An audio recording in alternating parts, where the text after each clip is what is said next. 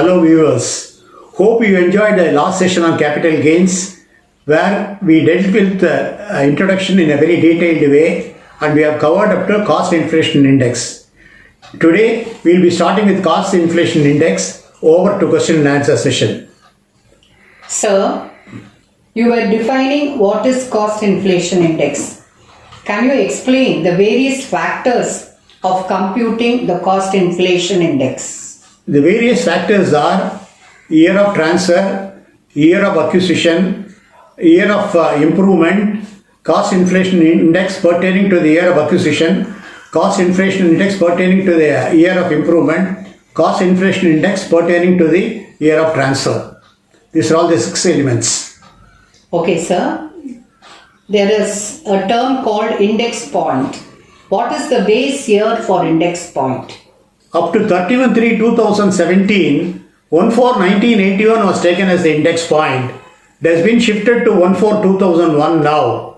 So for 1/4/2001, the index point is 100. And for the financial year 1920, financial year we mean from 1/4/2019 to 31/3/2020, it is 289. For the current year, inflation index point has not yet been announced. Usually, the inflation index point is announced in the months of May or June. Is the capital gain tax uniform for all sale of capital assets? Capital gain tax is not uniform. Number one, between long-term capital asset and short-term capital asset, because the short-term capital asset is not subject to indexation, and in respect of long-term capital asset, the cost inflation index pertains to the period for which the asset has been held.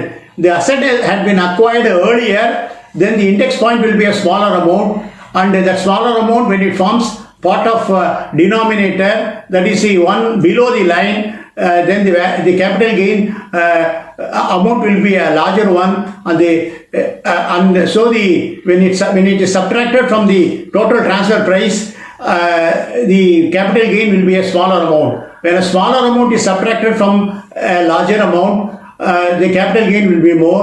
When a larger amount is subtracted from the sale consideration, the capital gain will be a smaller amount.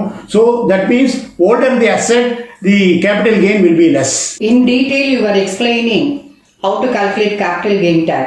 But can you tell me what are the factors required to calculate this capital gain tax? Full value of consideration, the year of transfer, cost of acquisition, cost of improvement, any expenses incurred on transfer of the asset. All these factors are essential to arrive at capital gains tax. Then can you explain in detail what is full value consideration? Full value of the consideration is the consideration that is stated in the agreement.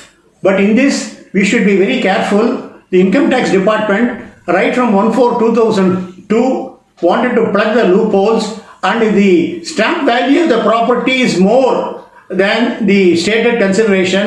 Now the limit has been increased from 5% to 10%.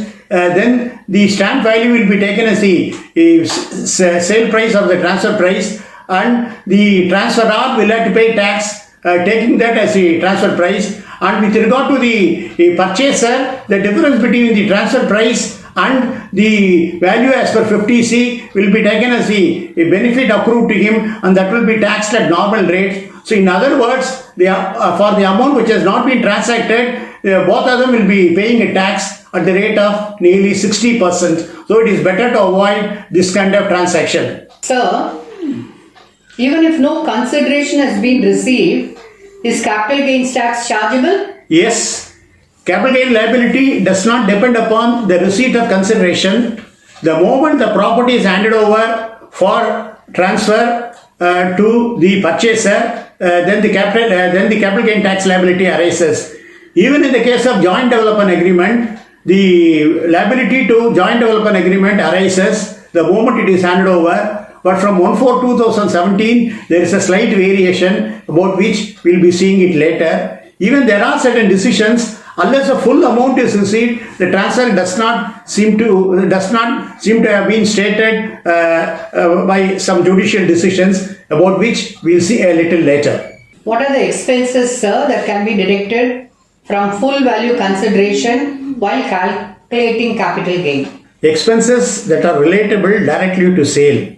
This list is not exhaustive. There are other expenses which they satisfy the conditions of having been incurred in connection with the transfer as sale can also be claimed. Number one, brokerage or commission. Usually 2% is a brokerage that is being paid to the broker. Number two, the legal expenses. If the NRI seller or the local seller agrees to bear the legal charges for going through the document, that can also be claimed. The property has been inherited through will or through court, then all expenses incurred in connection with such inheritance or court expenses can be claimed. Advertisement charges can be claimed. Then the travel expenses from the place where the non-resident Indian is situated to the place where the property is situated. And in the case of resident Indian, the property is situated in a place different than his place of work. Then from the place where he is employed to the place where the property is situated can be claimed. What is cost of acquisition, sir? Cost of acquisition is the price which is paid in acquiring the asset. The property had been purchased, then the purchase price, the property had been constructed over a period of time. After purchase of plot, the entire money incurred in bringing the house habitable can be claimed as a cost of acquisition.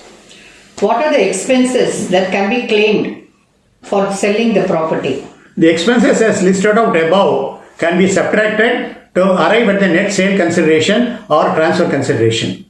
What is indexed cost of acquisition? Index cost of acquisition is based on the index point pertaining to that particular year. As I told you earlier, 1/4/2001 is taken as the base year and 100 points are allotted to that particular year, and the property had been acquired after 1/4/2001. Then the cost inflation index pertaining to that year will be calculated. The property had been acquired prior to 1/4/2001. Then the stamp value as on 1/4/2001 can only be taken, and this is an amendment made from the current financial year.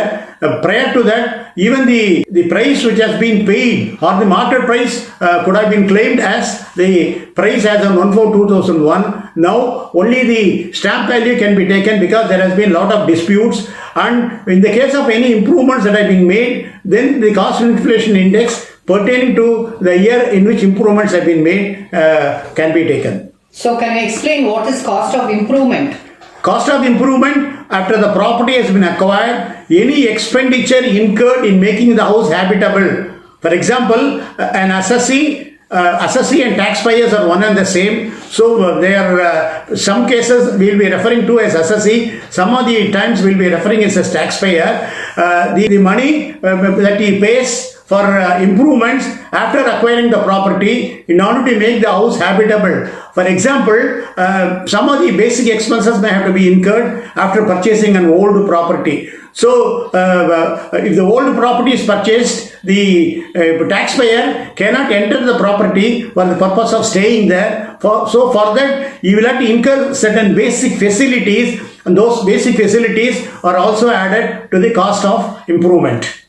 What is indexed cost of improvement? Index cost of improvement, that is the index point allotted to the year in which the improvements have been made. The improvements have been made, say in 2-3 years, the cost index point pertaining to the particular year has to be calculated, and all this cost of improvement will have to be added to arrive at the total indexed cost of improvement. How do you then calculate short-term capital gain? Short-term capital gain is one where the property had been held for less than 24 months and no indexation is allowed, but expenses incurred in transfer to a short-term capital asset can also be claimed, as we stated earlier. For example, the traveling expenses, advertisement expenses, then all other expenses that are associated like brokerage and commission can also be claimed. But in the case of long-term capital gains, indexation is available, and this covers the next question. How do you calculate long-term capital gain?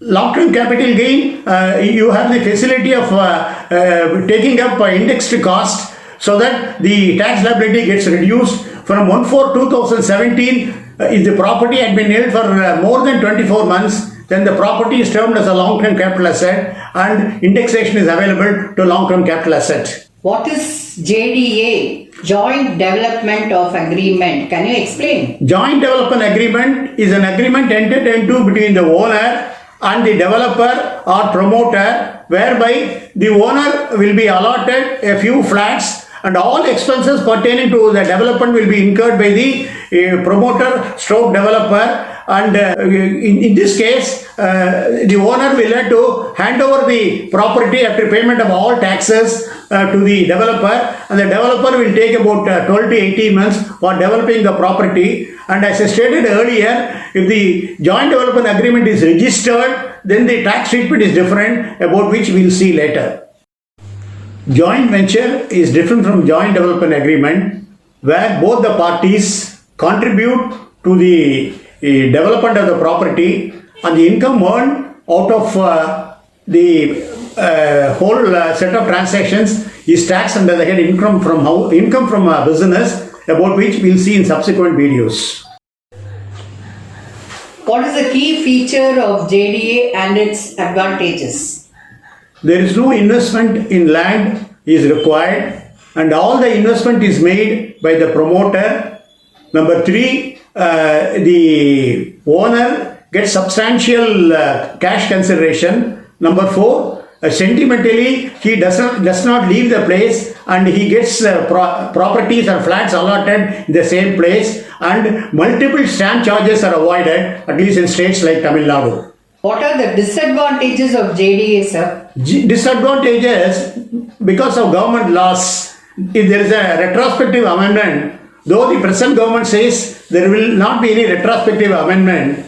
Number 2, if there is any delay on the part of the promoter in delivering the property, everything will be thrown out of gear, because the property would have already been transferred. Though there are judicial authorities to state that if there is a failure on the part of the promoter, then the capital gain does not take place. When does capital gain arise in case of JDA?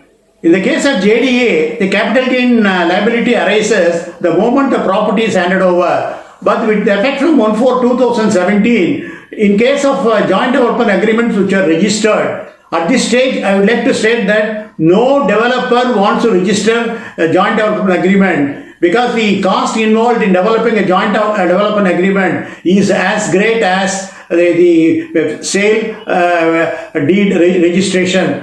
Then the transfer takes place only in the year in which completion certificate is obtained on completion of the constructed flats. We have come to the concluding part of this session. Hope you enjoyed the nuances explained by way of question and answer. Hope to get back to you soon with more episodes. Thank you.